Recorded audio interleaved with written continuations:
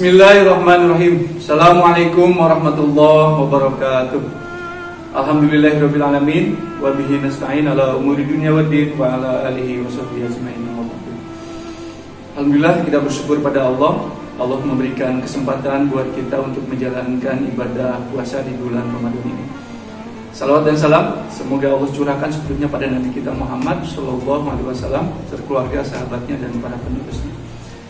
Sahabat Asifah yang baik, puasa berarti adalah menahan.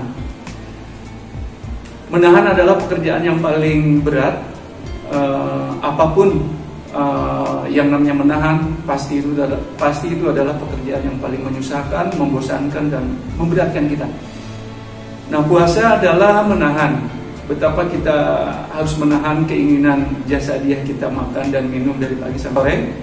Dan satu hal, puasa pun diharuskan menahan amarah.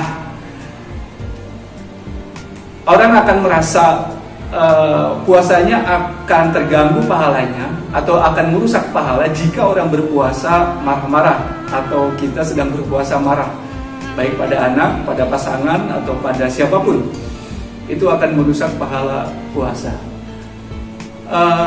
Mengapa kita marah? Persoalannya menjadi sederhana. Bisa jadi standar ukuran kita terlalu tinggi dan luas dalam menilai melihat orang lain.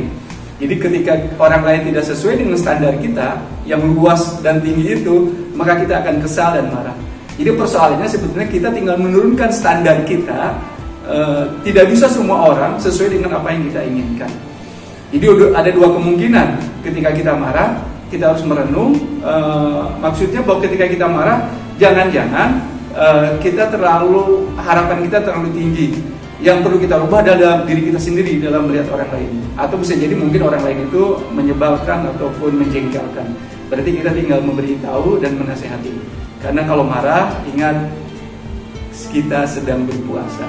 Tahan, memang itu pekerjaan yang berat. Ada sebuah kisah yang inspiratif, menarik buat kita tentang bagaimana marah itu terjadi.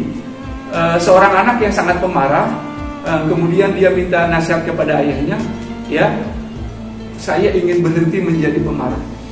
Ayahnya kemudian menyuruh dia untuk membawa paku dan palu setiap kali dia marah. Jadi ketika setiap kali dia marah, ayahnya nyuruh, kamu tolong tancapkan paku itu di papan itu. Kemudian setiap kali anak marah itu ditancapkanlah paku itu. Berulang-ulang sampai paku itu banyak. Ya, maksudnya gimana? Sekarang kata ayahnya, kalau kamu berhasil menahan marah, cabut paku itu. Anak itu sekuat tenaga, kalau ingin marah dia tahan.